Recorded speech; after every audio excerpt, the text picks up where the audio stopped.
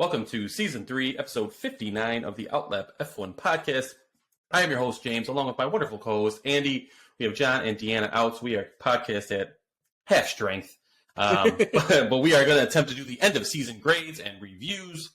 And then hopefully next week's episode, we can have John and Deanna kind of chime in with some of their thoughts about the things we said or things they wanted to add in for that episode. This season was so epic as it was. If we had all four of us on, it might be a 4-hour episode. So this may actually work out to be in our favor. Especially since I have to be awake in about 4.5 hours. So I do appreciate the sleep I'll get from them not being on. But we'll hear from them again soon, I'm sure. But Andy, how are you doing over there? Is your whole life covered in ice like mine is? Pretty much. Last night was very, very interesting around the Chicago area. We had this lovely freezing rain event. So you could not tell where the ice was. And my car, which hates winter anyway, had a really fun trip down my parents' driveway trying to leave last night. So it's all fine. There's luckily no damage or anything. But I think it went down perpendicular to the driveway, which is not the way that you would expect it to do. But fun. Yeah, the main roads were all right. They were warm enough, but any sidewalk or driveway was just a sheet of thin ice. It's pretty mild, and now I think it's about 2 degrees out there, so that ice isn't going anywhere. No, not till Tuesday or Wednesday, I guess. So we're going to get to do this all over again. But so is winters in Chicago. We're used to it. Makes us tough, right? I guess that's what they tell me. All right, so before we get into it, I need to remind everybody where you can find us on social media, which includes Twitter, Instagram, Discord, Reddit, and YouTube, all at Outlap F1 Podcast. You can always check out our link tree on our Twitter profile. You can also do us a solid by clicking the like and subscribe buttons on YouTube, or click the 5-star button if you're on Apple Podcasts. And I believe Spotify now allows ratings, or that maybe they're just beta testing that, but that's coming soon. So when you see that, make sure you give us a good review there as well. We do truly appreciate it. You can always email the show at chatnow@outlapf1.com. Currently, we're looking for any kinds of Ask Us Now questions, non-F1 related, I guess, just to get to know us better and for us to kind of share some of our non-F1 thoughts and views on things. But we're going to try and do that next week. So any questions you have, send them to us. You can also check out our website at www.outlapf1.com, where you'll find all of our old episodes and tweets, including the F1 for Beginners episode.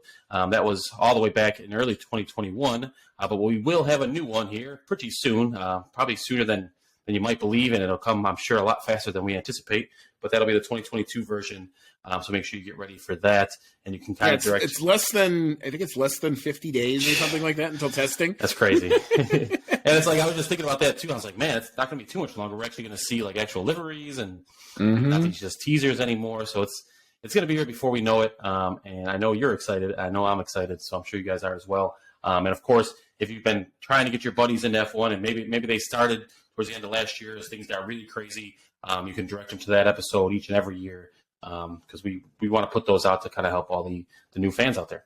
Of course, you can also check out Relap with Deanna. She's got her Abu Dhabi recap up there and a way too early 2022 predictions, which I was a big-time fan of. If you've seen them, you know why. If not, what are you waiting for? Go watch it. All right, so again, Outlap F1 Nation stepping up yet again. Andy, I'll let you do the honors here. Yeah, big shout-out to my cousin, Cody. Cody Walsh, for becoming a monthly contributor. Thank you very much. He was our member of the podcast, but not really a member of the podcast. He was with us at Circuit of the Americas, so he got up at 05:30 with the rest of us to get there as early as we did, and he's been a great sport throughout it. And he listens to us, he says, every week. So thank you very much. And again, thank you to everybody else, and that includes Kevin Kelly, Regan Stanzik, Richard Cole, Travis Colby, Tim Brown, Hillary LaRose, Mary Brown, and, of course, Matt Polanski from the Red Sector MotoGP podcast. If you'd like to join the Outlap F1 Nation, please do check out our Support the Pod page on both our website and our Anchor page as well. Thank you, Andy. Of course, you can also check out Manscaped to get 20% off and free shipping by using code OUTLAP. That's OUTLAP. And then a new sponsor to the show. Very happy to have them with us. And that is BetterHelp.com/listener, where you can join over 1 million people who have taken charge of their mental health. Again, that's BetterHelp, Make sure you check that out. Excellent service there. Your physical health is very important, but your mental health is just as much, if not more important. So make sure you get the help that you need. All right, Andy, now that that is all out of the way, we can get to just one news item we have. And for that, I'll hand it off to you. Yeah, Otmar Safnar is out of a job at Aston Martin, and there wasn't really any sort of immediate replacement named. They said that they were going to continue to manage internally. If you ask me, I think this is where Martin Whitmarsh, who they've already hired, just kind of slides right on in, and you wait a couple months, and then you'll probably see some sort of that announcement. It felt like it was kind of fait accompli once they brought Whitmarsh back in. Yeah, so this isn't super surprising, but the timing of it, I think, sort of was. Yeah. I would have expected it either, not necessarily in the dead of winter, but that's when they chose to announce it. Yeah, like you said, a little bit surprising, but we kind of had the writing on the wall there a couple months ago, like you mentioned. So not super surprising. I'm sure he's going to get another job because I am a huge fan of his. I think he's done really good things at Aston Martin, formerly Racing Point there, Force India, whatever you want to call it. So, yeah, I mean, I would take him at Ferrari in a heartbeat, but I don't see them making that move anytime soon. Andy's American, so that's another angle to root for. And he's been always, I think, a really, for the most part, a pretty stand-up guy. The only part I ever thought he looked kind of squirrely was when he was trying to defend the not so copying of the Mercedes brake ducts. But, what are you going to do? You made the decision and you went with it. Yeah. Yeah, so that news there should mirror some of the news we get in America tomorrow for what should be Black Monday for a lot of NFL head coaches, which hopefully includes the one and only Matt Nagy. But that's it will. That I can almost guarantee you. It's do we get the general manager along with him? That's basically what I'm going to wake up to tomorrow and start refreshing Twitter. Yeah. My little side project, our Chicago Sports Experience podcast that I do with another buddy of mine. We will be recapping all of that tomorrow night, Black Monday, and the reaction there too. Yeah, good. Hopefully you're celebrating good reactions to firing two absolute clowns and the clown show that they've managed. All right, so back to F1. And for that, we usually do the headline of the weekend, but now we are doing the headline of the year. Andy, you go ahead, go first. Yeah, so my headline of the year is I really can't remember a season that invoked, I think, so many different emotions. There were parts that I laughed at, parts that I almost cried at, parts that made me wake up my neighbors with excitement, parts that made me want to throw my remote at my very expensive television, and parts that just left me confused and shaking my head and having keys on the keyboard and going, what the hell do I type? What just happened? They did what? This was a year of all-timers. So 2021, I guess, here's to you. Yeah, pretty much all of that I condensed down and just inject this season into my veins. I'm sure it'll be the most glorious drug. It was insane for all the reasons you said. Every type of emotion you could feel, we felt multiple times over the course of a very long season. And just give me more. All right, so now we'll talk qualifying, just an overall season recap. You got a couple things to talk about here, Andy, so go ahead. Yeah. So normally this is the part of the show where I do my qualifying recap, but obviously with no sessions to talk about, we'll just talk about qualifying in general. So the most pole positions in 2021, that was Max Verstappen, and he led the way with 10. The most Q3 appearances, that was led by Mercedes, where both Lewis Hamilton and Valtteri Bottas made Q3 in all 22 races in 2021. Whether you like Bottas or not, that's still a heck of an achievement to do that. That's not easy to do. The most Q1 exits on the other side of the spectrum, well, Haas led the way. If they're leading in any category, this was the one that they were going to lead in. Nikita Mazepin in particular only got out of Q1 twice, and that was due to others taking engine penalties or not participating in the respective sessions. So on pure pace, Haas did not make it out of Q1 at all, except when somebody else wasn't running. Yeah, that's not a good way to run a team, no. No. All right, so I've got some other notes on qualifying, but I think we'll get into that as we talk about the individual teams and drivers. So we're going to go in order of constructor finish here. 10th through 1st, and we're going to give a grade from each of us for the team's performance overall, and then a quick discussion, and then we'll go to each driver, giving our grades as well. looking through it, looks like we're pretty similar on a lot of them, a little bit different on some, so we'll get into all that. But we're going to start, like I said, in the back, and that, of course, is Haas with a total of 0 points. Qualifying was just completely dominant, I'd say, by Mick Schumacher. He won the qualifying battle 20-2. The race battle, he finished ahead 16 of the 22 times. They did tie on points, though, with 0. Best race finish for Mick Schumacher was 12th, which technically gives him the lead in the standings. Highest grid position was 14th to start the race. And then DNFs, 3 for Mick, 5 for Mazepin. So overall, this was probably my easiest grade. Well, I guess that's not totally fair. I was trying to decide between an F and an F minus. So, yeah, just a big solid F. In the widest tip red marker that your teacher had back in the day, and it's circled, and then there's probably a note at the bottom that you got to get it signed by your parents so that everybody knows how terrible you failed. Oh, does that bring me back? Andy, can you argue with any of that? Really, no. They put out exactly what they put into this 2021 season, and if I could have the shot of what's his name from the Facebook movie going, nothing. That's what they did. Nothing. They decided they weren't going to put any development into the 2021 car. And surprisingly, it was the slowest of the cars pretty much the entire year, surprising nobody. So they got what they put into it, which was not much as a team. Yeah, I guess as a team, saving grace could be exactly what you said. They didn't put anything into the season, so they got exactly what they expected. And they do have a young potential superstar in Mick Schumacher who showed some flashes. So we'll get into him next. But, yeah, I mean, if they come out next year and are competitive, then this last year was worth it. If not, then it's not going to be good signs for Haas moving forward. But so Mick Schumacher finished the year in 19th in the driver's standing.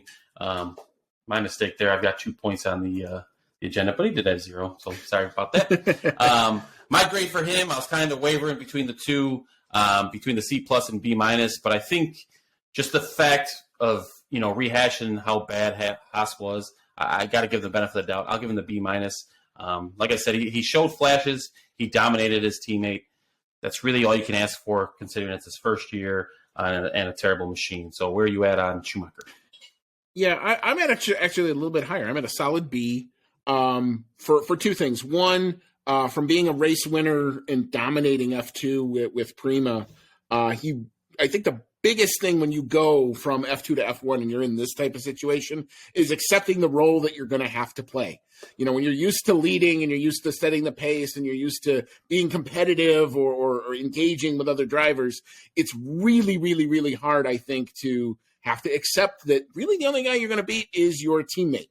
And so, but he did that. And not only did he do that, but then he, also sometimes we could see, when there was rain or when there was opportunities for him to get his elbows out, he punched above his weight. I think, when the car that was not developed at all on more than one occasion. So you see that there's racecraft there. I see the potential for Haas as a team. The other part, if you're looking positively, don't forget, this is now we're finally going to see Simone Resta, the dude that they got from Ferrari last year, is finally going to be deployed and actually get to do what they brought him to do in terms of car development for this year's car. So it could be better. This could be the ultimate blinder that nobody sees coming, but we will have to see how this plays out. But on Mick Schumacher, I'm a solid B. Yeah, and I mean, he as we move into Mazepin here, it's like, the qualifying battle was 20-2, and I can't remember for sure, but I don't think either one of those qualifyings that Mazepin won did. I feel like Schumacher didn't finish either of those.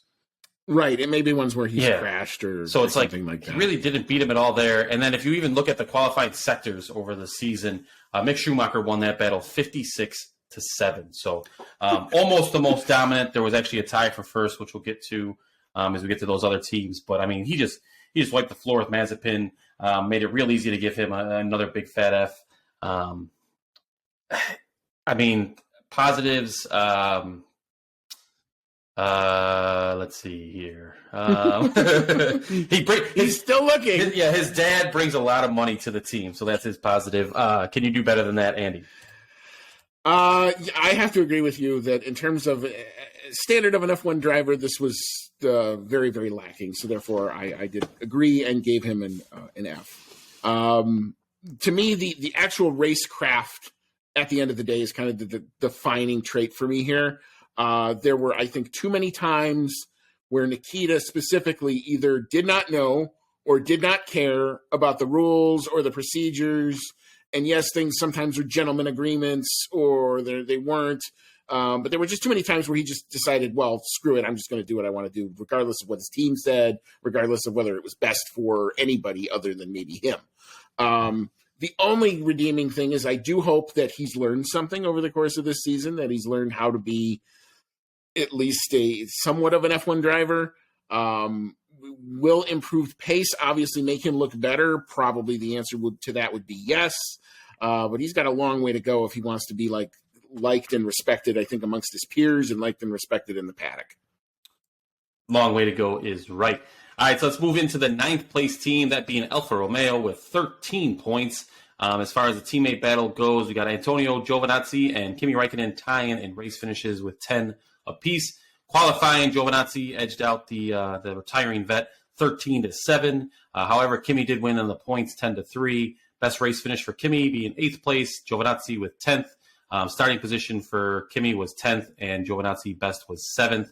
Kimi had 1 DNF, and Giovanazzi had 0. So the first thing that kind of jumps out at me, besides the fact that Alfa Romeo is down in 9th place, is that they only had 1 DNF for the season. So I guess that's a positive to look forward to.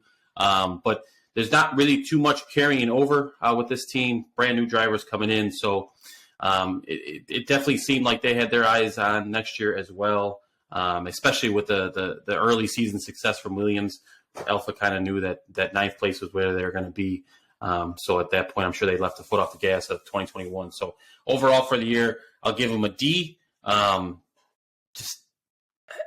don't know how to give them anything different than that. You know, it wasn't bad enough to be an F like Haas, but they didn't really seem to want to do anything better this year. So where are you at with Alfa Romeo? Yeah, I'm a little better. I mean, I'm a D plus because, you know, sometimes on their day they could at least maintain somewhat in the points. You know, they did actually score points. But I think just as a team overall, I don't think they chose to very much develop this car. They kind of took the strategy of 21 as a throwaway year. They just weren't as explicit about it as Haas were. Haas just came out and said, look, we're just chucking this year. We don't really care. Alfa at least tried to play nice about it. They probably just didn't do a very good job with it. Yeah. All right, so then for the individual drivers, we got Kimi Räikkönen first. He finished the year tied for 16th with 10 points. I'm right in the middle with him, C. You know, he lost the qualifying battle to his teammate, which is a little bit surprising, I guess, for how experienced and great Kimi is. But, I mean, it was nice to see him one last time. He just didn't do much for me, so I don't want to give him any less than a C, because I don't want to kick him on his way out the door. But at the same time, I can't justify anything higher than that. Yeah, I'm being a little harsher just because this is F1 and it's kind of the world we're in, and I'm C minus. I mean, I don't know what he brought other than maybe a lot of experience to the team this year. And my overreaching comment is this was a bit of a resounding thud of what has otherwise been a very storied and very, markedly well done career. Probably didn't need to be driving this year, but did. So, okay, great. And thanks for the memories, Kimi. And, we will always remember Formula One with Kimi Räikkönen. But this year was a bit of a step back for the guy from Finland this year. So C minus for me. Very fair. And now we've got Antonio Giovanazzi finished tied for 18th with only 3 points. His last season, as we know it, in F1 as well, with him going over to Formula E. But kind of disappointed. It seemed like in the second half of the year kind of started off, and it seemed like there had been a fire lit under his butt a little bit. Like maybe he was trying one last gas to prove himself to remain in F1. But it just kind of felt like way too little, way too late with him. So I'm giving him a solid D for the year. This was his last chance to prove his worth in F1, and I just don't think he did it. Well, yeah, obviously he did not retain his seat, and he will be driving for Formula E next year. I am a D plus. It's another guy that, like, on his day when he's right, he can score points. But I think ultimately 21 is going to prove to be a bit of a disappointment when he looks back on it. Probably could have done more, maybe should have done more. And he lost his seat, I think, ultimately because of it. It's not like they didn't give the guy chances. Ferrari still like him. He's going to go now to Formula E. I wish him nothing but the best. I think, as a person, as a driver and a personality, he's fine. I have no objection to him. Yeah. But just not there in the racecraft. Yep. And then to round out Alfa Romeo, just a quick shout out to Robert Kubica, who got a race in there this year, mostly because that allows us to say that Nikita Mazepin finished 21st this year on a grid of 20 drivers. So yes, he did. If that doesn't sum up his season, I don't know what else will. So thank you, Bobby K. All right, let's move into the 8th place team, Williams. Andy, why don't you take this one and run us down through their results? All right, so George Russell versus Nicholas Latifi. In terms of race positioning, Russell takes it 15 versus 5 for Nicholas Latifi. Qualifying was 20 in favor of Russell versus 2 for Latifi. In points, George Russell scored 16, where Latifi scored 7. Their best race finish, you do have to give George Russell a second place, even though it was worth half points for Spa. But it was because of the Herculean qualifying that he was able to do that. Nicholas Latifi's best finish turned out to be a P7. In terms of highest grid position, George Russell, again, the P2 qualifying effort in Spa, great lap in the wet, nothing but respect on that. Nicholas Latifi's highest grid position was in 10th. He did make Q3 once. And in terms of DNFs, George Russell did have the edge, or lack thereof, 3 DNFs versus 2 for Latifi. In terms of my overall grade for Williams, I'm giving them a solid B+. I believe that there were many times where they punched over their weight, but I think the track really dictated, kind of where they were. I'm sorry, that's the wrong note.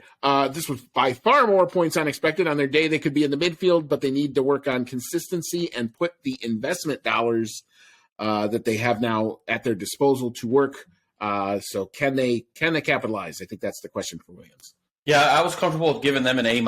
I thought Williams really kind of surprised me this year, especially in the first half of the season. I mean, there was a double points finish, which I would have found very hard to believe had you told me that was going to happen at the beginning of the season. So definitely moving in the right direction. And like you mentioned, they've got that money now coming in. They just got to put it to use the right way. They have to be one of those like lower tier scrappy teams here for a little while and make the most out of every penny they get. Hopefully with the cost cap being in there, it can help them catch up to the rest of the pack a little quicker. So some good things happening at Williams. And then for that qualifying, like you mentioned, so George dominated 20-2, but when you look at just the qualifying sectors, he beat Latifi pretty soundly at 56-10 in individual sectors. So he's up there in the top probably 3 to 5 of finishers as far as dominating teammates there. So and George doing a great job of getting a Williams into Q3 more times than definitely was expected. I mean, I'm thinking of, in the race in Great Britain, the first sprint, he put that car in Q3. That was an electric moment. The lap again from Spa, it just keeps sticking out in my head. You just did not see that coming. Yeah, you like to call him Mr. Saturday, and that's what he is right now. So I can't wait to see him doing his Saturday things against one of the best in the world next year. So that should be exciting. Yep. But as far as grades go for individual drivers, we can start with Latifi. He finished in 17th place with 7 points. I gave him a solid C. Did better than I expected. I mean, beginning of the year, if you would have asked me what I thought he'd be at the end of the year, I probably would give you like a D or D-. But to get those points, I'm definitely giving him a bump for that. And I almost gave him a C-, but I gave him a little bit of extra credit for crashing at the right time in the finale and giving us just the craziest finish ever. So I'll throw him a bone there, give him a solid C. What do you got? I'm more in the C- category, and obviously he's going to be remembered for how the season ended more than anything else. Yeah. But in terms of like the actual racecraft and the rest of his season and his body of work, I would say he was horrifically meh in 2021. He was there. He's the guy who's there. Yeah. And so many times we go right past him. How many times did we actually, other than Abu Dhabi, really talk about Nicholas Latifi? Probably not very often. and I think that's probably what holds him back. Yeah, I think he's in for an interesting battle next year with Albon, because I think he might have the first step on him with Albon being out for a year and being comfortable with the teams and things. But that should be an interesting lower back of the field battle to keep an eye on for both those guys who knows what their careers will look like past that. So it could be a big moment. It should definitely be two drivers who are going to be super motivated to want to show well to keep their seats. Yeah, so that should be exciting. All right, so for George Russell, finished the year in 15th with a whopping 16 points, and that really is a whopping for a Williams driver of late. For me, I'm giving him a very solid B+.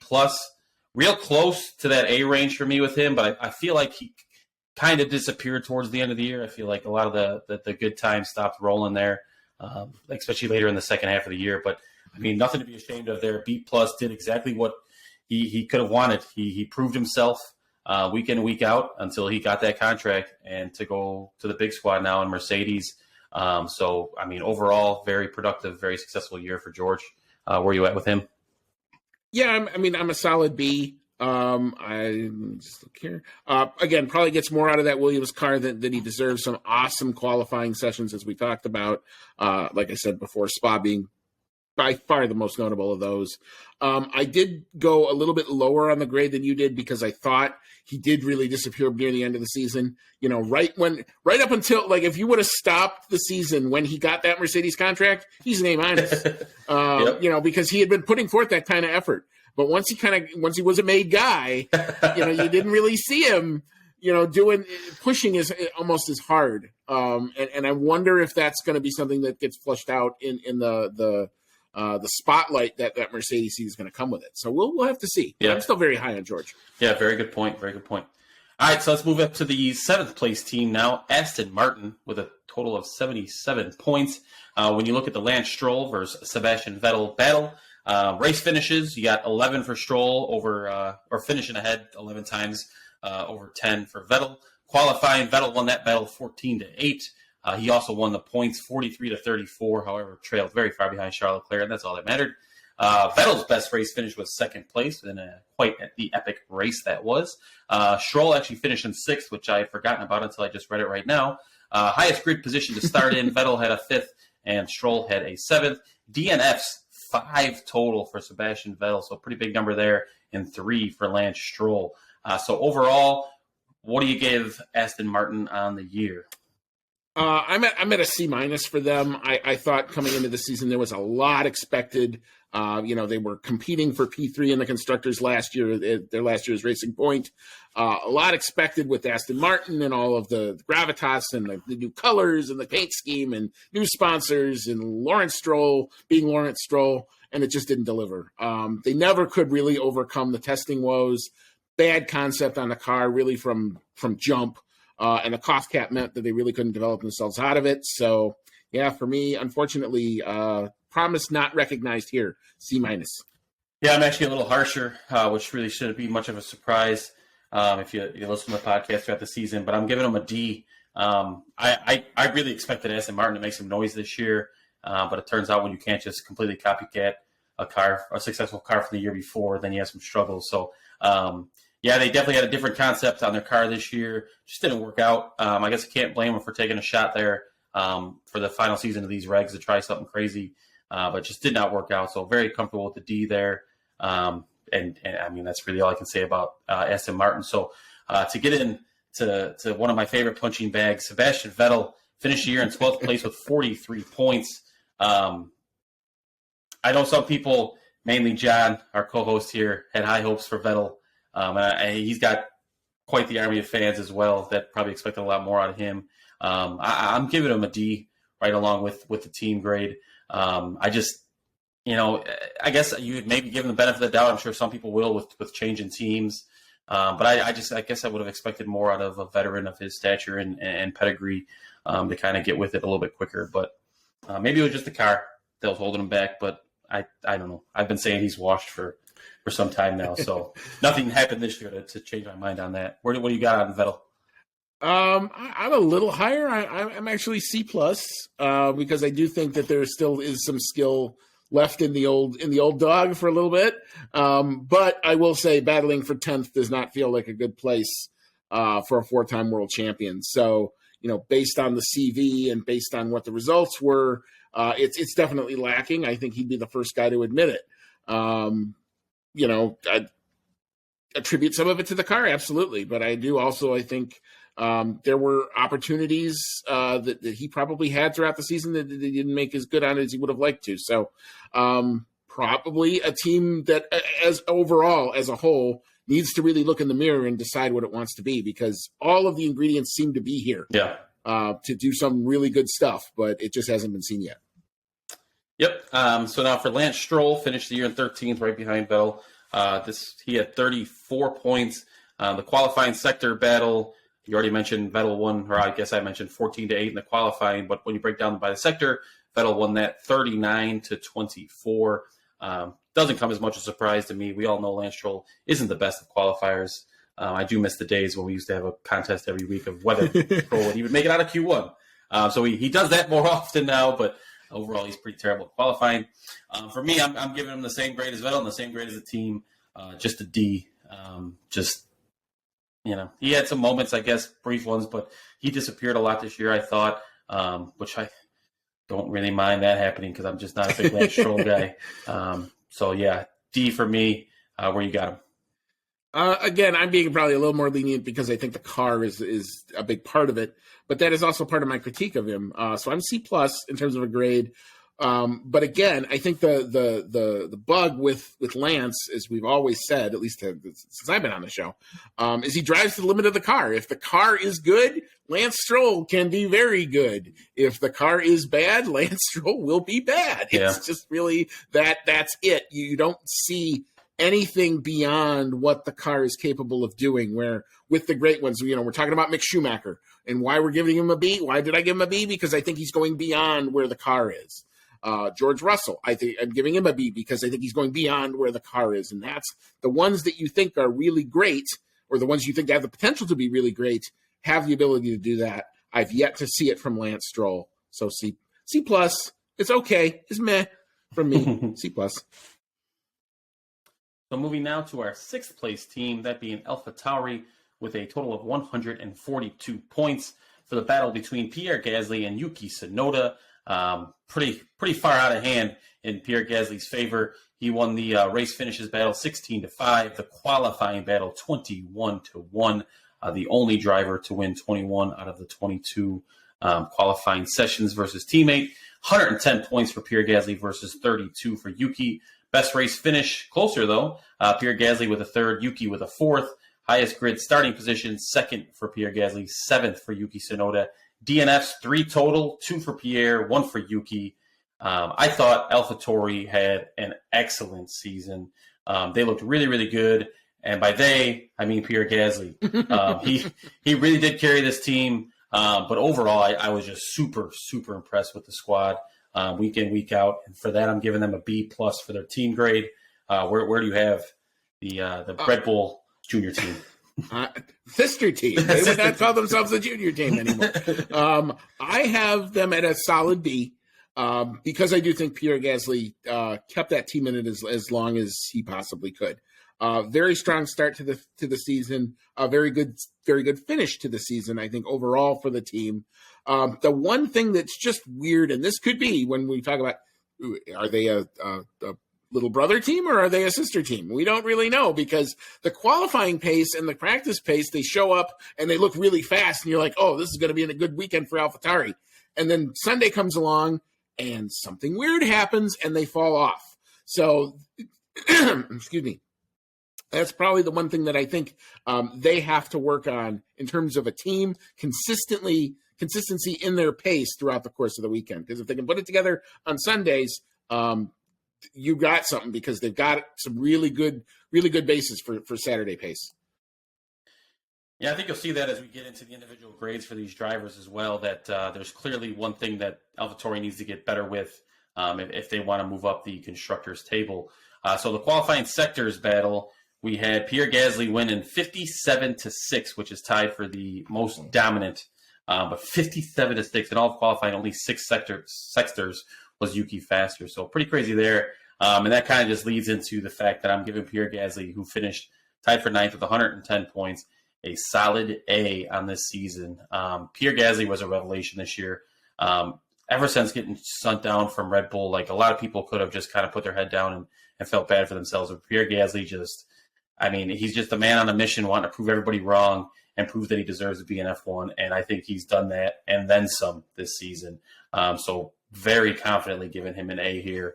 Are you with me on that, Andy? I'm still in the A range. I'm a little A minus, but again, I really do agree that he was probably one of the more standouts of the midfield this season by far. Several occasions where I would say he definitely outdrove the car, drugged the team up in the standings. Give that guy a team that actually works around him and see what can happen.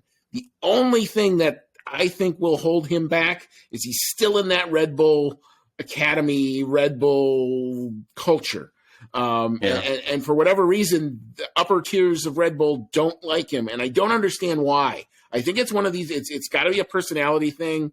And he has the potential and the ability, I think, to be great, but it's not going to be with that team. So I think he will continue to be very good. He will be solid. He will continue to shine at AlphaTauri, but I don't see him winning anything significant until he's out of Red Bull.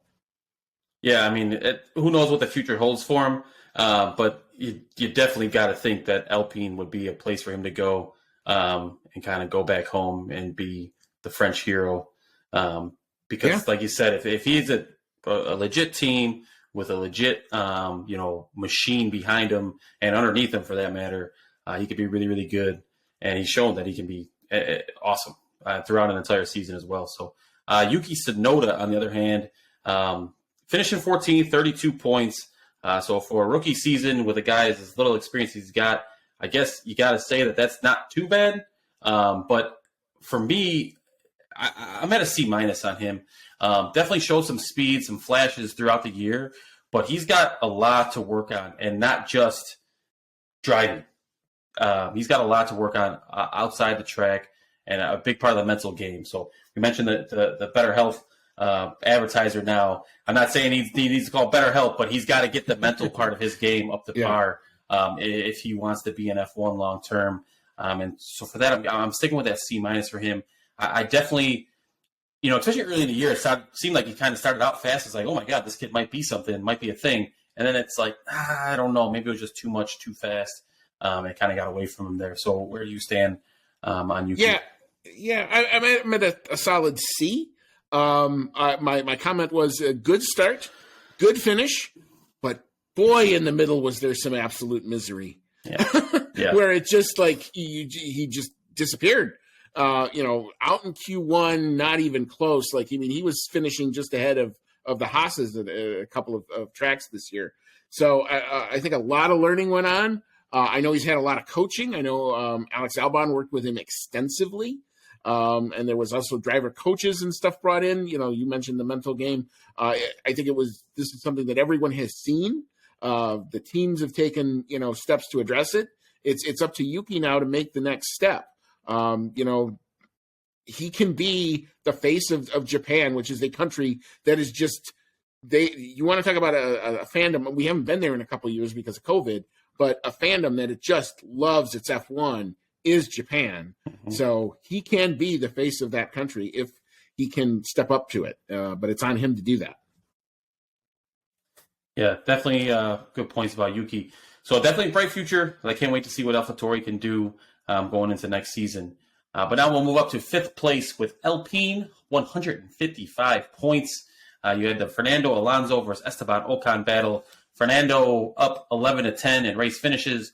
Qualifying split down the middle, 11-11 points. We got Fernando with 81, Ocon with 74. Best race finish. Ocon gets the edge there with his race win, which was an absolutely crazy race. And then Fernando finished in third. Best race start, Fernando with third and Ocon with fifth.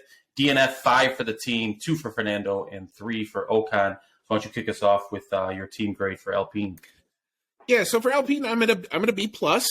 I think latter part of the season actually pushed them a little bit higher than I normally would have had them. I think this was a team that the track really dictated how they did. If it was favorable to them, they could do really well. If it was unfavorable to them, they would also. This was also a team that at times could very much disappear and be out in Q1. So you really didn't know what you were going to expect until they turned up basically on Saturday, because you really don't learn anything from Friday practices, at least not with this set of cars with this expiring set of regulations. So because of that, you could be all over the place. So, but I think overall, given the fact that they did not do any sort of engine development, given the fact that the chassis, obviously it just looked weird with the Renault engine in the back of it, I thought the team did a really good job to get the most out of what they could with what they had.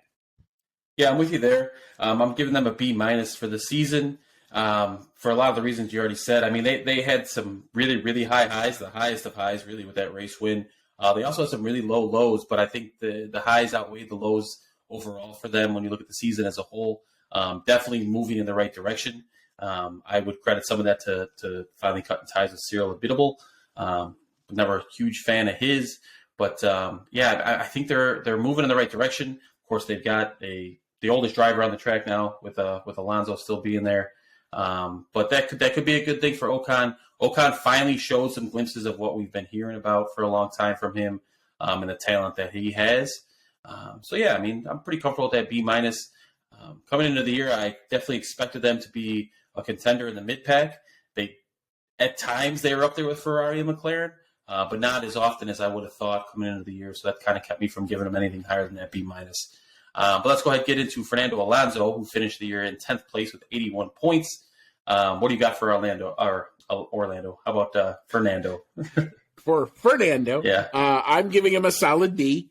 We really did not know really what to expect with him coming into the season. And it is clear that the racecraft is still there. The defending is still there. Give that. I used to say when he was with McLaren, give that guy a sniff at a result and watch him come alive. He was a lot more alive than I've seen him in a number of years in Formula One. Look at the race in Qatar where he finished third. He was pumped. Yeah. And he was excited. He was happy to do the defending in Hungary to have Esteban do it. He's on the radio saying, "Tell Esteban, defend like a lion here." Trying to get a podium here. But give him a sniff at the result. That dude's still alive. He's still got the fire. And I still think he's got enough, he's still got the talent in him to have a really good year next year if the car is there. That's the L plan that we all keep hearing about. So does it come to fruition? We will find out in 22 with Fernando Alonso. Yeah, I'm right there with you with a straight B for Fernando. I wasn't sure what the season was going to look like for him, but definitely showed me a lot that he really wants to still be in F1 and can get really excited to be in F1 while he's racing. If they can come out correct with a good car next year, then I think the sky's the limit for him to maybe make one last push towards doing something great and being on top of the game again. So, I'm comfortable with the B for him. So for Esteban Ocon, we're a little bit different here. It looks like he's in 11th place, 74 points. I've got a B- on him. I know he got the race win, and that kind of was a shock win. Not that it wasn't well-deserved, because it was. Shout out, like you said, to Alonso for the defending he did on Lewis Hamilton in that race in Hungary. But he definitely deserved the race win and got it. There's just still something about Ocon where, when I first started getting into the sport, he just wasn't I wasn't a fan of his for whatever reason. And then I kept hearing more and more about this, like, great talent he was, and he was going to be the next big thing. And some guys really, really liked him. The instances of me seeing that's just few and far between. So it's like, it kind of was a struggle for me to give him any kind of B, let alone, a B or B+. So I stuck with the B-, mostly because he did get that race win. So I'll give him the benefit of the doubt there. But going into next season, he's still, in my eyes anyway, like he doesn't care, but he still has something to prove to me, because I just don't fully see it yet. So where are you at with Ocon? I thought this season was very much a bounce back year for him. So I'm at a B+. I was very impressed with the race win in Hungary, but I was even more impressed actually with the showing in Saudi Arabia, because he was then suddenly thrust into that spotlight. And until the last millimeter of the last lap. Dude was going to get a podium out of that race until Bottas pips him on the line there. So that tells me that the potential, you just referenced that, a lot of people have said that this was Toto Wolff, very highly rated driver in the Mercedes Academy. So this tells me that potential is still there. And he's been through a lot, actually, as an F1 driver. Being out of the sport, then coming back into the sport. It's a lot, actually. It's a big ask. And for someone that I think a lot of people have written off, and it's okay if you have, this I still think was a good bounce back season. If the car continues to be good, can now, when he's more in that spotlight more and more, can he be a consistent player in that? That's something we don't know yet. But there is potential there, and maybe I'm being more fond because I think Toto Wolff is a good judge of talent. So I'm going to give him a B+ on the season because I thought it was good. And then before moving on, I did mention that their qualifying record was split evenly, 11-11. But if you look at their qualifying sectors, Esteban Ocon edged them out 34-32. So you could not be more even as you can get. It's pretty crazy when you think about it over the course of the season, how even they were in qualifying. And I guess that is a good testament to Ocon and his talent to say you could do that in equal machinery with Fernando Alonso. So, and Fernando doesn't make it easy on you, regardless of how bubbly he is in the paddock or something like that. When it comes time for to put it down, he's going to put it down and get the most out of the car. So most definitely. That's impressive. Yeah, so it's a lot better pairing than I maybe thought it was going to be going into the year, but now it's like, man, they could be really one to do some things next season if Alpine can get the car right with the new regs. So. Yeah, and if you believe the falling of the tea leaves, at least from Twitter, they may have something in the wings next year. We'll have to see. We will. But there's a lot of that going around this time of the year. Yes, there is. It's a beautiful time of year where everybody has a chance and everybody has high hopes. It's like spring training as a Cub fan. Every year, hope springs eternal. Yeah. Well, fair enough. except this year where we might not have baseball. Oh, don't say that, Andy. Yeah. Positive vibes only. All right, so let's go ahead and take our break, listen to a sponsor, pay some bills around here, and we'll be right back to talk about the top 4 teams and their drivers. All right, welcome back to Season 3, Episode 59 of the Outlet F1 podcast, where me and Andy, your hosts, are giving out our season-end grades and team and driver reviews. Quick reminder, you can find us on Twitter, Instagram, Discord, YouTube, and Reddit at Outlet F1 Podcast. You can email the show at chatnow@outletf1.com. Please send us your Ask Us Anything questions for next week's episode. And you can check out our website at www.outletf1.com. All right, so we're moving on to the top 4. And that brings us to McLaren, who did finish in 4th place with 275 points. Andy, it's your team. You take it away. All right. So as grade-wise, I'm going to give them an A-. This may be a little homer here, but so what? I think they started fast. They were hamstrung by the fact that they did not have any sort of development tokens available to them because of the engine change. But that was, as I've said many times, is something of their own doing, and it's something that they had to deal with it. It was an awesome middle part to the season. If you actually lined up Spa, Monza, Russia, and even go back a couple races to Austria, the 2 races there, they showed really, really well. So a really awesome middle part of the season where they were in the mix almost every weekend. Could have and should have been 2 wins. One was denied by the rain, of course, in Russia. And then after that, I thought either it was other teams continued to develop and they couldn't, or they ran out of luck, or just had some bad races. I thought they faded late. But overall, I still think a very, very successful season, even though they didn't get 3rd again in the Constructors this year. So I am A- on the boys from Woking. Yeah, I'm not too far off you. I got them at the B+. If we would have stopped the season, with 6-7 races to go, I probably would have been a solid A, maybe even an A+. But then they tailed off there at the end, let Ferrari take them over in the Constructors' Championship. But, I mean, super impressed with everything they did this year.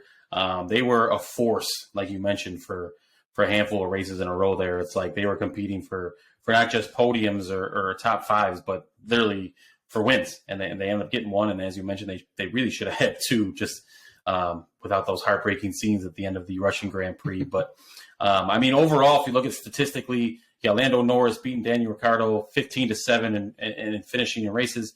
Qualifying battle 15-7 as well. 160 points for Lando to 115 for Danny Ricciardo. Best finish for Danny was first place. Lando Norris got a second place. Lando did start a race in first though, and Danny Ricciardo started a race in second. Each had one DNF.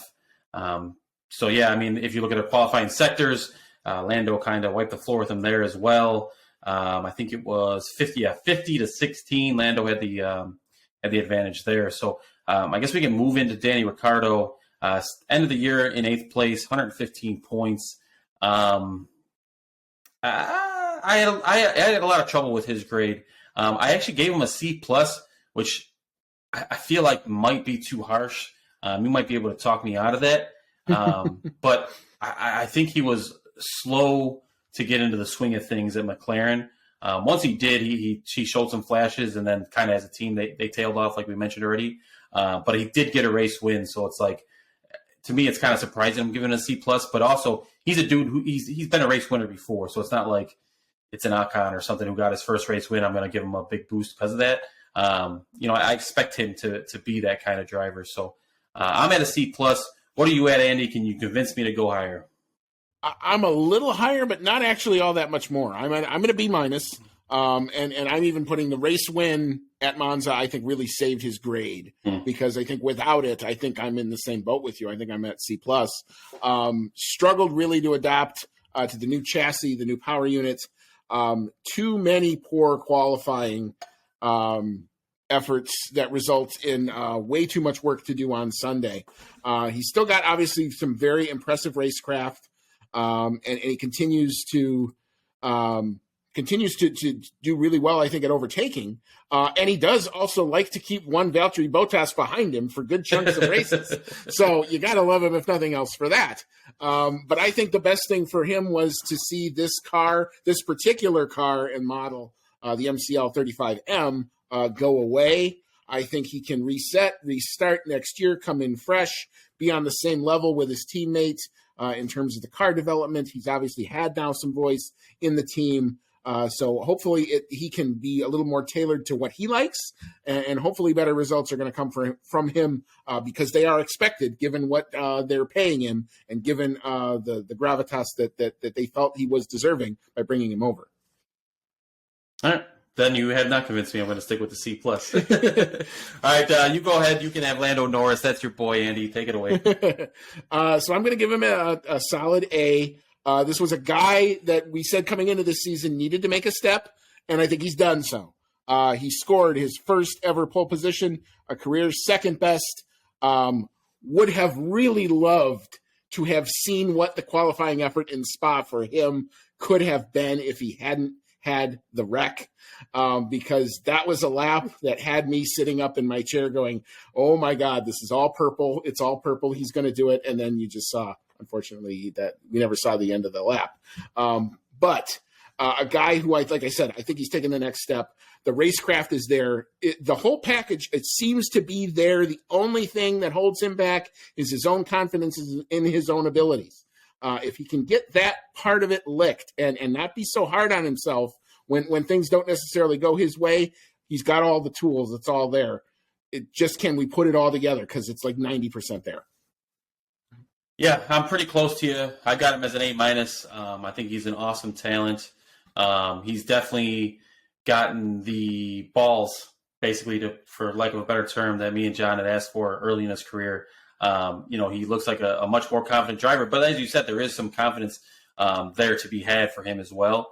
So I think once he unlocks that, he's going to be a truly special driver. Pretty much only thing preventing me from giving him a pure A is, falling off at the end, not finishing in fifth. But he did spend a good chunk of the season in like third and fourth in the driver standings. But at the end of the day, all the teenage girls on Twitter convinced me to give him the A- since he's got a girlfriend now and is off the market. So shame on you, Lando. All right, so let's move on to this is why I don't go on Instagram, by the way. I caught a little bit of that. I don't know. That's why, like, if I'm on the Twitter feed, I'm more likely on my personal one than the show one, because the show one's feed is a lot different than my feed. But we do love every one of our show followers. Yes. We love you. We cherish you. We appreciate you. But yeah, I pretty much stay on my own feed. Yes, we love you all. All right, so Ferrari finished in third place. Maybe happy, but disappointed that makes me happy for Ferrari. But 323.5 points to finish comfortably ahead of McLaren. Charles Leclerc versus Carlos Sainz. Charles got the race wins 14-8. The qualifying win 13-9. Did finish behind him in points though, 164.5 for Carlos, 159 for Charles Leclerc. Best race finish, second for both of them. Best starting position for Charles Leclerc was first, second for Carlos Sainz. Of course, Carlos, 0 DNFs on the year, probably Mr. Consistent all year long. Charles Leclerc with 2 DNFs, which ultimately is what cost him the points lead on the team and 5th place in the drivers' standings there. So overall, I honestly, if I was truthful with myself, I could not have asked for a better finish position for Ferrari at the beginning of the year. I was worried about McLaren at the beginning of the year. I was worried a little bit about Aston Martin, actually. I think John convinced me of that somehow, and even of Alpine a little bit. But I'm giving Ferrari an A because they finished in third. They developed throughout the year, and they just looked like a team that actually knew what it was doing most of the time, which was a nice change, even with Mattia Binotto still involved. So that was a bit of a shocker to me. Not saying I'm on the Mattia bandwagon or anything, but not as much to be mad at him for this season as compared to the rest. So the team is definitely moving in the right direction finally. The second driver in Carlos Sainz, which I don't even know if you can call him a second driver at this point, but he came in and was just from the jump, just Mr. Consistency. I think he finished the most laps of any driver, no DNFs. His average finish position was higher than Charles, and it was just a great season. Coming into a new team, a team under a ton of scrutiny. It's like few teams, if any, are under the microscope like Ferrari is, especially in Italy. But Carlos, moved close to the factory, spent as much time as he could with the team to get ingratiated into the team. And I think he did an awesome job with that. I'm hoping, and I'm not saying Charles Leclerc didn't do a great job with his season and things he did, but I'm hoping that Carlos Sainz being there is going to be pushing Charles Leclerc in the best way possible, because I think they're going to be good teammates. I think they're going to be successful teammates, and a bright future with each of them. So I'm excited to see what's to come with them. Where do you stand on their team grade before we get into the drivers? As a team, I agree with you. I think they are deserving of an A. Compared to where they were last year, to the bounce back this season. Obviously, they developed a power unit, which is now legal fully. There's no fans or buts questions about that, at least right now. So that helped a bit. It only matters a tenth, maybe, or two, but that's how close the midfield has been this season. Yeah. It's only a tenth or two in it between all of them. And the other thing that I thought, just as a team, that I noticed, much better execution throughout the race weekends. Other than the Monaco thing where they didn't exactly decide to look at Charles Leclerc's car, which happened. But after that, you really didn't notice them. I mean, you didn't notice really slow pit stops. You didn't notice anything else. So I would just say, from Friday to Sunday, very well executed. And I do also think, personnel-wise, the more I see of Laurent Meintjes at Ferrari, the more I like him. If that's eventually your team principal in waiting, good things are going to come for that team, because that dude, I think, has got all the stuff to be a good team leader. Agreed there. So to get into the individual drivers, we'll start off with Charles Leclerc, finishing 7th place with 159 points. For me, it kind of came down to Monaco when it came to his grade. I blame the team for not checking that. But there's a reason it broke.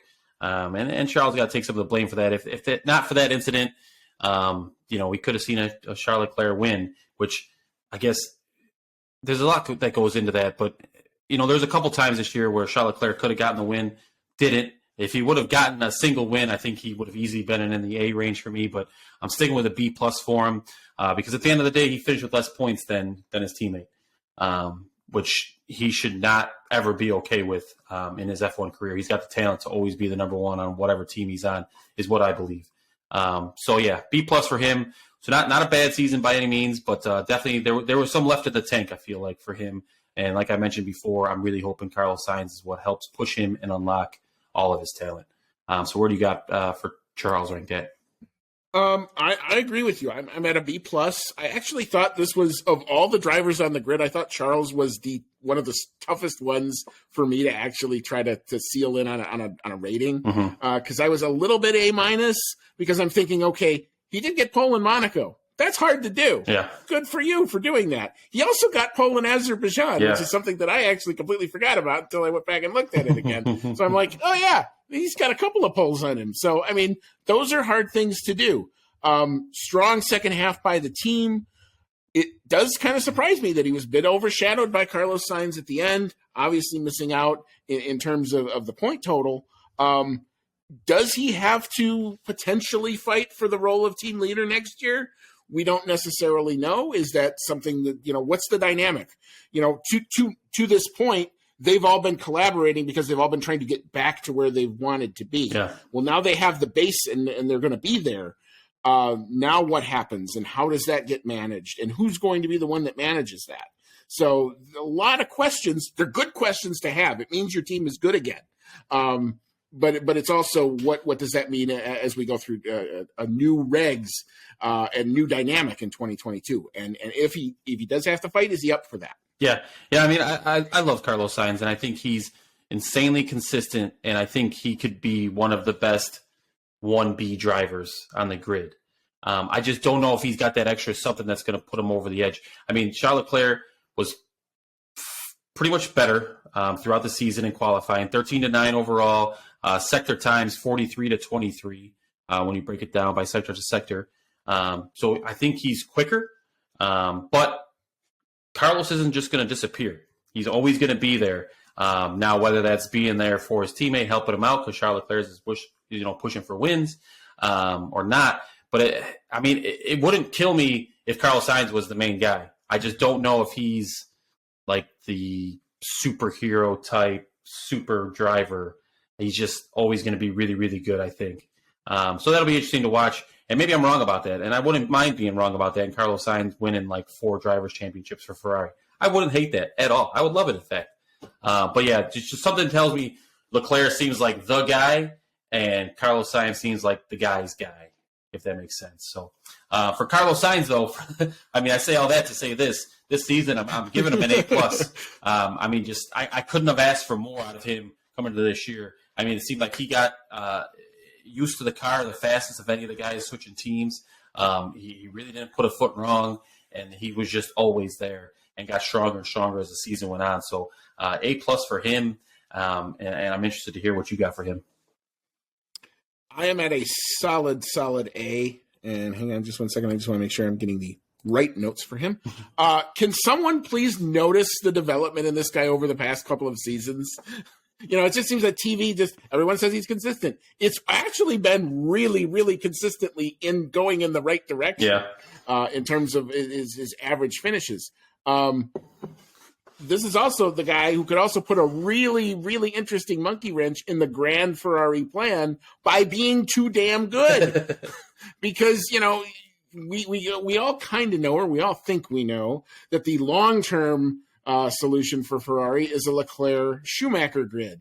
Our co-host John would like to think that it's going to be a Sainz-Schumacher grid. We've had some interesting debates about that, and we will see how that ultimately plays out. But Carlos, like you said, he's not going anywhere. And he's doing nothing other than being consistently the guy who he is. And it's been consistent development. Has it been like super great, like from back of the grid to the front of the grid development? No, but it's been incremental. It's been noticeable. It's been consistent. He is Mr. Consistency. It's what won them P3 and the constructors this year with Ferrari. It was his consistency that I greatly attribute for him winning P3 for McLaren last year. So, what do you do with that? It's just, is he good enough, like you said, to only be a 1B driver? Does he have that extra gear? Have we just not seen it? I don't know. But it's going to be there are very interesting times ahead, I think, at Scuderia Ferrari in the next year or two, for sure. Yeah, I'm like super pumped about it. I just hope that they can continue to coexist and push each other instead of like it turning ugly, because that could obviously tank the whole thing really quick.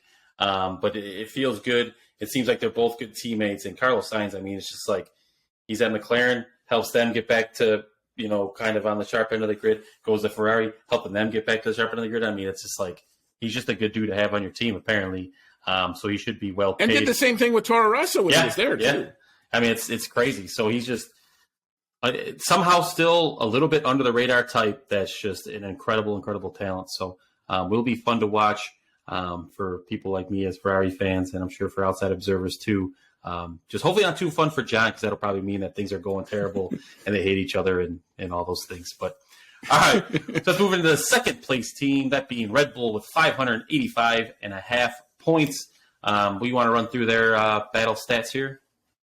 Yeah, and this is going to look very, very favorable to the eventual 2021 Drivers' World Champion, that being Max Verstappen.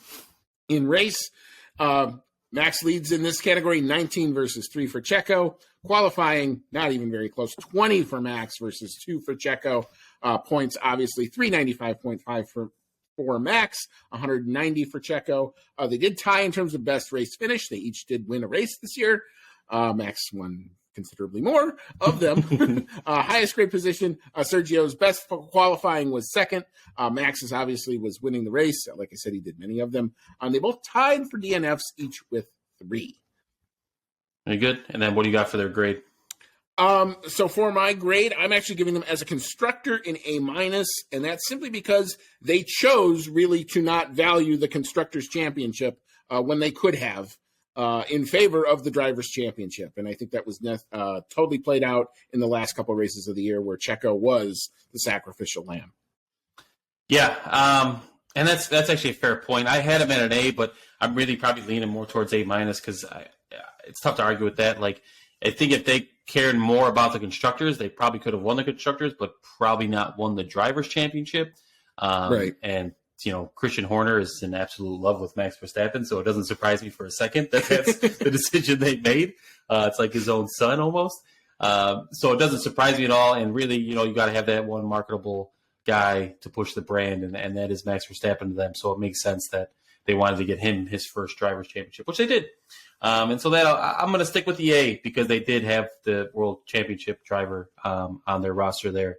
When you look at their sector breakdown, just a little bit more of that dominance we mentioned, 57-6, Max beat Sergio. So the same there as Pierre Gasly and Yuki Tsunoda. So just absolute dominance by Max all year long, really. But when he really, really needed Sergio, he was there for him at the end. So hell of a team. I expect maybe even more out of them next year.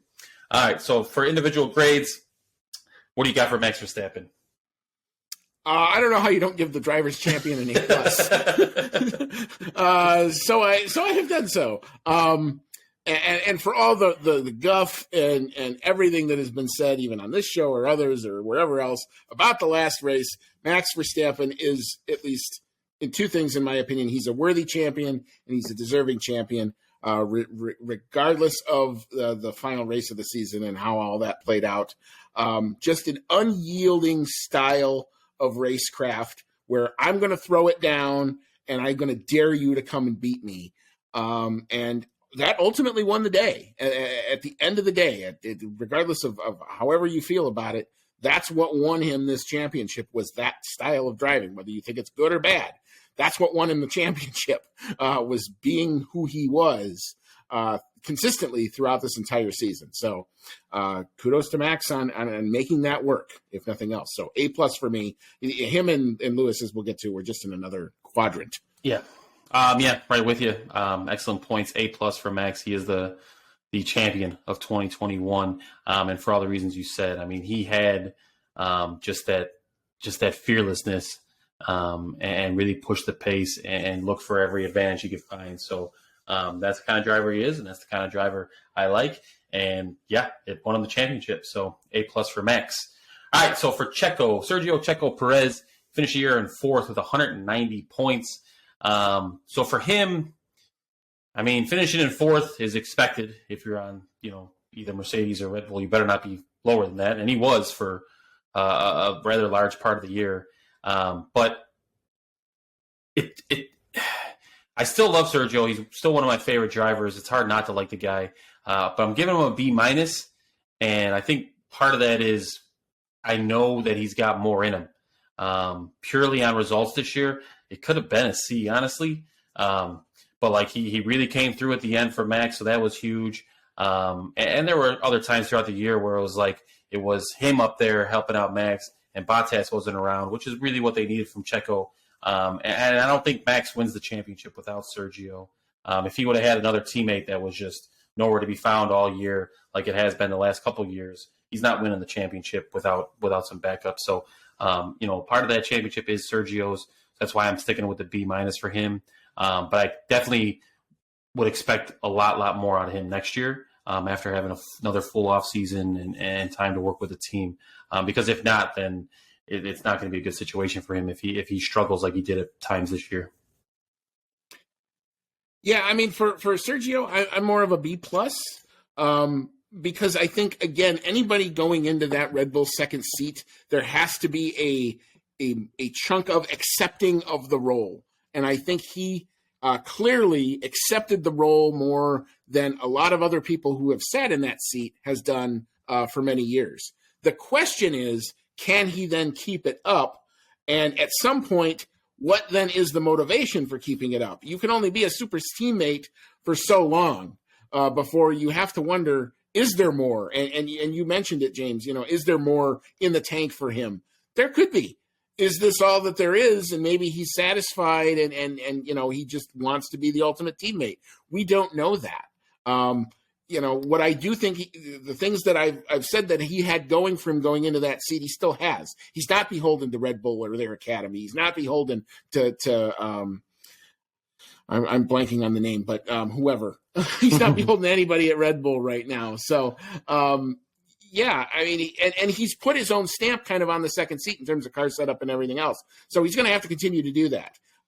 Hopefully he can take a next step and be more in the championship more consistently, because that's what's going to be expected of him, if nothing else. Yeah, it'll definitely be interesting to see how that plays out. All right, so now for our first place team in the Constructors' Championship, we have Mercedes with 613.5 points. So for the driver battle breakdown here, we got Lewis Hamilton versus Valtteri Bottas. Hamilton with the race wins 18-4, qualifying won 17-5 over Bottas. Points 387.5 for Lewis, 226 for Valtteri.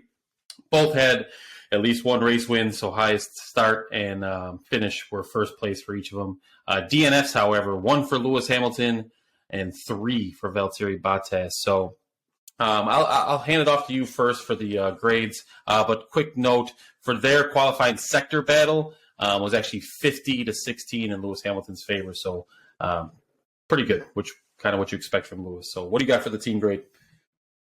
In terms of a team, I'm giving them an A. They did actually win the Constructors after all. It's lost in all the shuffle of the Abu Dhabi mess was the fact that, hey, Mercedes did win the Constructors. Points, I think, for in terms of the team getting better and better throughout the season. Some very timely engine developments, I think, helped out as well. Obviously, the upgraded engine in Brazil doing its job, carrying the team ultimately to the Constructors' win. Fair enough.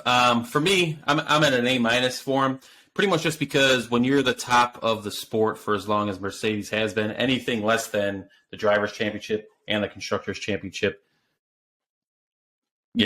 isn't acceptable, I guess. And I'm sure that's how they run their organization, probably why they're so awesome. So for that, I'll give them the A-. But I think it was a good year overall. I mean, they won the Constructors' Championship, so nothing to argue with there. But they weren't quite able to get Lewis over the hump. That is Max. So they didn't get to accomplish both of their goals. And it seemed like maybe there were some cracks in the Mercedes Foundation. Maybe I'm just kind of seeing things that aren't there because I'm hoping there is. But it'll be interesting to see how they bounce back from what happened at the end of the season. Definitely glad they're not dragging that out any further with lawsuits and things than they needed to. I'm glad they put it behind them. I know a lot of the Lewis Army hasn't yet, but what else are you going to do during the wintertime, I guess, than talk about the previous season? So hopefully we can get past that by the time we start next year, and then we have another epic battle on our hands. All right, so for individual grades for the drivers, for Valtteri Bottas, who finished in third with 226 points, I'm giving him a C+. I think that his time at Mercedes obviously will be remembered as being successful as a team, because they won the Constructors every year he was there. But I think he left a lot to be desired there. He was in the best machine pretty much every year. I think every year he was at Mercedes, he was in the best car. And just, he was a wingman, but a lot of times not even all that great of a wingman, I feel like, because he was nowhere to be found a lot of times and just never that aggressive and just being disappointed in his results a lot. So C+ is what I'm going to give him. And, I mean, are you that much far off from where I'm at? Not really. I mean, I'm a little better, probably because of the counting stats. So I'm giving him a B-. I mean, you're going to look at his career with Mercedes, and it's going to stack up really well against some really good names in Formula One because of the car and because he's not a bad driver at all. He's good. He's really good. He's very fast. But he finds himself too often following and not leading. Particularly following and not being able to pass one Daniel Ricardo, which I just thought was hilarious every time they would find each other on the racetrack, regardless of where they were on the track. Too many races where I think he just seemed to accept his fate. Well, I'm only good for 7th today, or I'm only good for 5th. So I'll just, ride around and come home 5th. But never really pushing the envelope. So, we talked about the ones that we think are have the ability to be great in the potential of the lower part of the grid are ones who outdrive the car. When did you ever say Valtteri outdrove the car today? I don't think I can ever remember ever saying that. So he's got some great stats to him. I think ultimately he's going to have a great ending to his career. I hope he goes to Alfa and finds the fire. I really do. I hope at Alfa Romeo he can be the team leader, and they put the car around him, and he finds the fire that got him into the Mercedes seat in the first place. Yeah, because I think he lost it. Yeah, agreed. All right, so for then Lewis Hamilton, who finished in second place with 387.5 points, I'm giving him an A-, kind of the same reason I gave Mercedes an A-. I mean, if you're Lewis Hamilton, you go into the season with championship expectations, and if you don't succeed there, then you got to get a little bit of a knock. I think part of me still thinks that the end of the season shouldn't have been as close as it was. I think Lewis Hamilton got lucky in some spots, but I also believe that, sometimes you create your own luck and you put yourself in a position to get that luck and then actually have to benefit from it. You know what I mean? And Lewis Hamilton's really, really good at that. Anytime that he was down and out, or maybe thought he might be down and out, like, not so fast. He's still right there. At the end of the season, he really turned it on, went to another gear, and made it just epically close. And, in some people's eyes, did enough to win there at the end. But that's not what happened. And for that, I'm giving him an A-. So what do you got for him? I am actually going to give him an A+, and I will tell you why. John? No. It has nothing to do with John. This has nothing to do with John, who's not here. The 2 times that I would have given him an A+ as a driver would be the 2 years that I actually didn't win the championship. Really? And because of the other gear that this guy is capable of doing and going to when you think he's down and out and it's over and done with. Stuff just happens, and he keeps coming back, and that is something almost unworldly. I tell everybody, watch the races after Malaysia in the year that Rosberg wins the championship. Watch the races up until the last race of the season, and go ahead and watch the last race of the season and see how he's toying with the grid. Yeah. He's literally toying with the grid. He's on completely another level. It took longer than I thought for that other level to come out, but watch the sprint in Brazil, watch the overtakes in Brazil in the real race of itself. That was just something I had never seen anything like that before. From last to first, that doesn't happen in Formula One, in modern Formula One. Yeah. You just don't see it. So for that, even though he did not the points say he didn't win the championship, I've never seen the guy actually be better than when actually he didn't win. And for that, that's just special.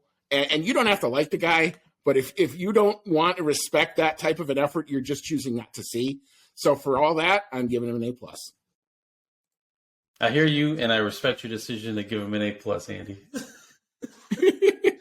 All right, so that's it for the drivers and the teams. So now we'll go into some of our personal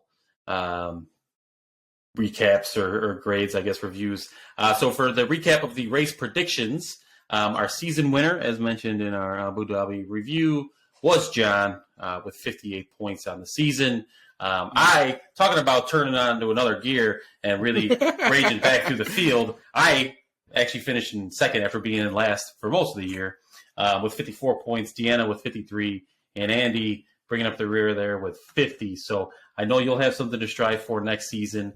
I just want one of us to take John off the throne there. So I'll be rooting for the field there for sure.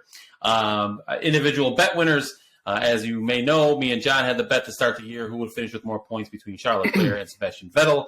I almost felt bad taking the bet because I knew he stood no chance, and that's how it ended up. John did give me that bottle of bourbon. I've been drinking it, and it's been quite good. And then I believe you and Deanna had a bet, right? Yeah, we were Norris versus Ricardo, which one of the McLaren boys were going to come out on top. I had faith in my boy in Lando and being able to take the next step, which he appears to have done. And Danny Rick struggled a little bit more than I would have thought he would have. So, so I end up winning the battle of the McLaren team. And so we'll have to come up with something interesting and new for next year on that. So I'm willing to let it ride and willing to stake my whatever reputation I have out there. Yeah, we'll definitely have to come up with some more for next season. That was fun. Well, it lasted with Leclerc and Vettel, which wasn't that long, so that was even nicer. All right, so at the end of every race weekend, we always give out certain awards. So instead of doing this for the weekend, we're doing it for the entire year. A couple of these probably won't surprise anybody, but we're going to go through them anyway. And so for the Season Rubbish Award, I'm simply just going to say the FIA.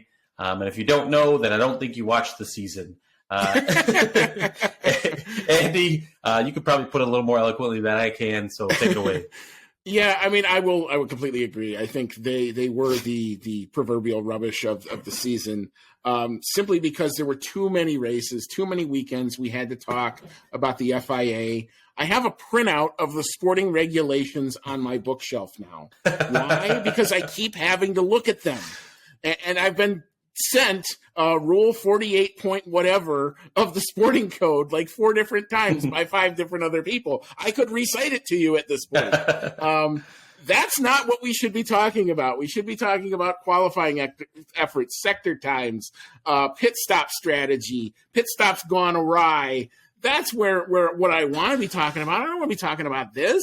I mean, it's interesting and it's fun to research at a certain point, but I'm not a lawyer, and there's a reason I'm not a lawyer, because I don't like doing this type of work. So let's throw the rule book out. Let's write rules that make sense, that everybody can follow. We've got a growing audience. You've got a lot of potential here. Liberty's done a really good job of getting the sport in front of new and hungry and passionate eyeballs.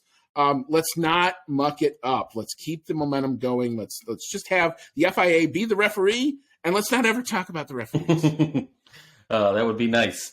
All right, so for the yearly analysis paralysis award, kind of in the same vein for me, but I'm going to give it to Michael Massey, who just can't seem to make a decision and stick with it. He likes to waffle and him and Haw go back and forth with himself, and sometimes with the team principals over the radio. So, yeah, Michael Massey is the analysis paralysis award, maybe of the decade. Yeah, I can't really argue with that one to Michael Massey. At some point, I will probably at one point on the podcast describe my conspiracy theory about what I actually think happened in that room. But it's because he couldn't make a decision that we got to that point. So Michael Massey, analysis paralysis, it just seems like it's made for you this year, dude. Yep. And then we move on to the dark horse of the year. This one was actually really tough for me. It was kind of deciding between Carlos Sainz and Pierre Gasly, Mr. Consistency versus just the revelation that he has been in AlphaTauri. So I'm going to give it to Pierre Gasly. Just pure class all season in a car that was very, very quick. but you can see the dominance over his teammates. So that's why I'm going to give it to him. Yeah, I will agree, and I will say Pierre Gasly as my dark horse of the year, simply because that's the award where we didn't see it coming, and boom, he's there. And there were so many times where you didn't see it coming, and boom, he's there. And he's there throughout the whole course of the weekend. And the Friday pace was real, and it was realized more often than not. And for keeping AlphaTauri in that constructors battle as long as he did was because of his effort. So the dude's clearly got the goods. There's a reason he was scouted as much as he was. Like I said, I hope the future is bright for him. I think it will come ultimately outside of Red Bull. But for all those reasons, Pierre Gasly, dark horse of the year. Okay. And then for the overall driver of the year, I had a little bit of internal debate, but really there is no debate. It's Max Verstappen for me.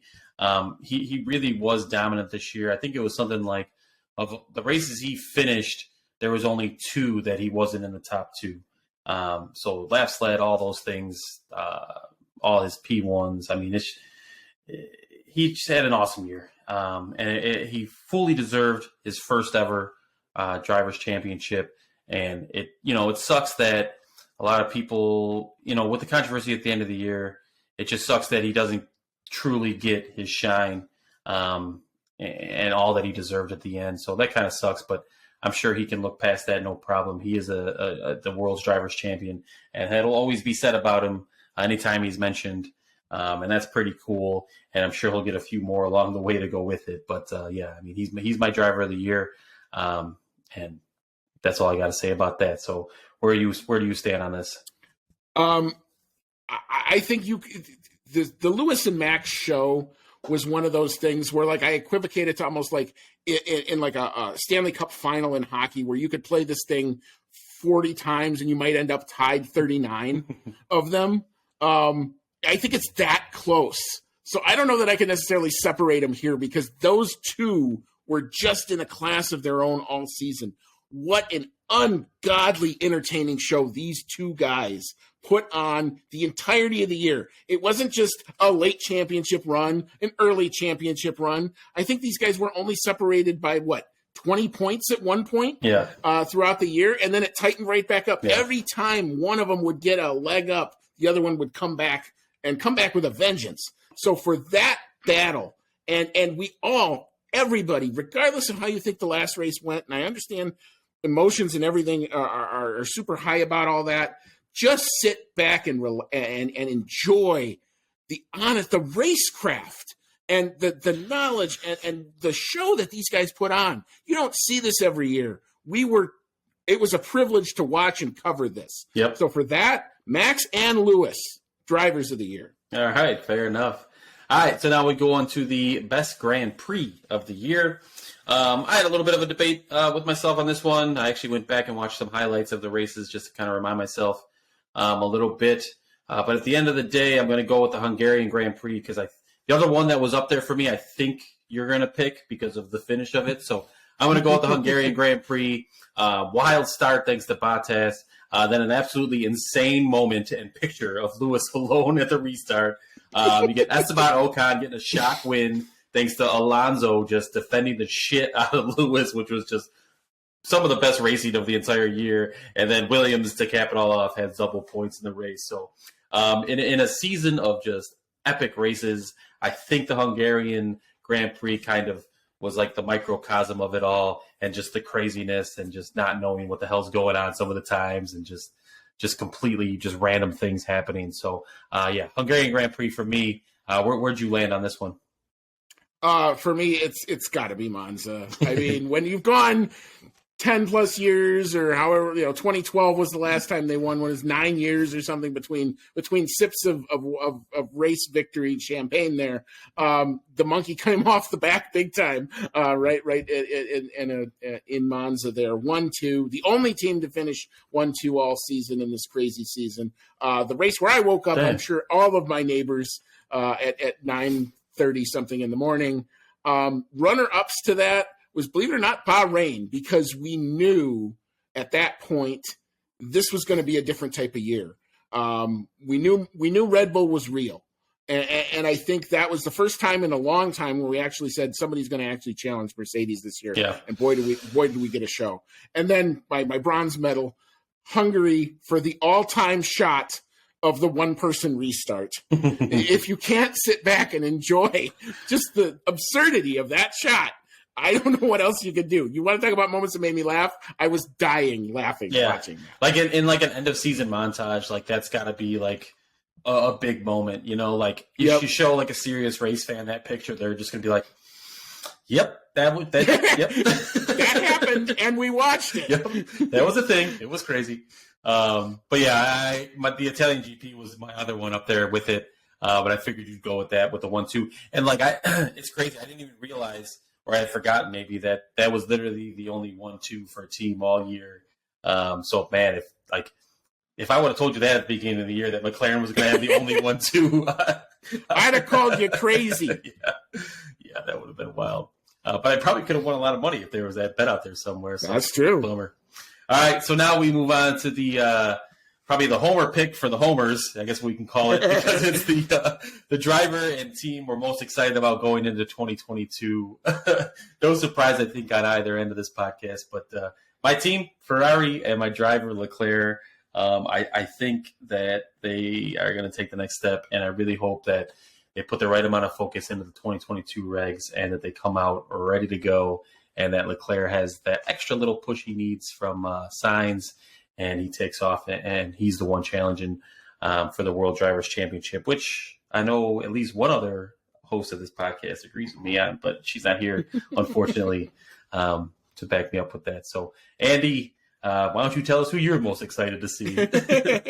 I am most excited, obviously, for my team from Woking, for McLaren. This is what they have been working for. The last 4 or 5 years have been leading to this reg change. It's all the moves that have gone behind the scenes, in front of the scenes, have all been leading kind of to this. They've got it all set up. It looks like they've got all the pieces in place. Does it bake? Does it turn into something great? Lando Norris, I think, is going to be the one that's going to get them there. Probably a little bit of still in front of Daniel Ricciardo. I think Daniel will bounce back next year, but I don't see him overtaking Lando. I think he's made the next step. The question is, can they get out? Can both Ferrari or McLaren get out to a fast start and make that and leverage that throughout the season to really, really compete for a championship? Yeah, for sure. All right, I think that about does it for our season review and grades episode. So just a quick couple final thoughts. Make sure you join us next week for our Ask Us Anything episode. Continue to send us in those questions. It could be about anything, just not F1. Our backgrounds, our car, where we grew up, other sports, things we like, because we are very passionate about other sports. Yeah, you can ask us stuff about making the show, what our roles are in the show. All that's totally fair game. Just as long as it wouldn't get anybody fired. How late have you really stayed up editing an episode? That's all fair game. By the dawn's early light is what I would tell you on that one. But it's all good. Just we want to keep it. Obviously, we're going to talk about nothing but F1 when we get into actual testing and real data and stuff like that. Yeah. And as you also mentioned, we've got some really interesting stuff cooking for 2022. We are both very, very excited. We will be disclosing that hopefully sooner rather than later. But we've got some stuff in the hopper. 2021 has been by far the best year for the show. We're hoping to duplicate and go beyond that in 2022. So we're up for the challenge. And we're going to do our best to bring it and make this as awesome of an experience as we hope you've enjoyed up to this point. Yeah, couldn't have said it better myself. I'm very, very excited for what this next year and next season has in store for us. And we want to keep doing the things that you all seem to like for whatever reason. I appreciate it, though. And along with the questions you send us comments about the show, what things you like, things you don't like. I mean, this is a very fluid situation.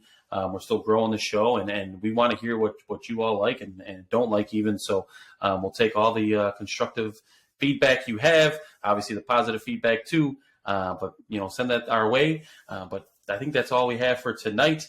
Andy, good luck tonight on all the editing. I wish I could stay up and help you, buddy, but I got to be up here in a few hours. So why don't you take us away? Yeah, and as always, folks, may all your laps be fast.